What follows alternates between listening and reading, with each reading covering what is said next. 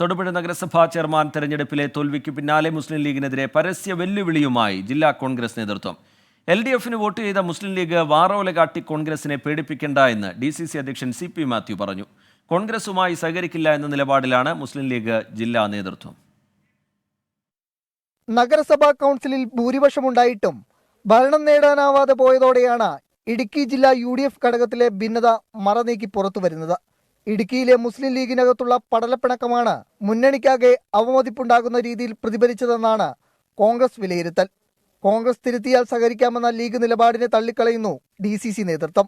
ഈ വാറോളയുടെ മുമ്പിൽ കോൺഗ്രസ് പരാജയപ്പെടില്ല. അടുത്ത മുനിസിപ്പൽ തെരഞ്ഞെടുപ്പ് നടന്നാൽ ഞങ്ങൾ ഒറ്റയ്ക്ക് മത്സരിക്കും. മാർക്സിസ്റ്റ് പാർട്ടിക്ക് അവർ വോട്ട് ചെയ്തു എന്നതിന്റെ അർത്ഥം മറ്റെന്തോ കച്ചവടമാണെന്നാണ് ഞങ്ങൾ മനസ്സിലാക്കുന്നത്. അവർക്ക് അവരുടെ വഴി, ഞങ്ങൾക്ക് ഞങ്ങളുടെ വഴി.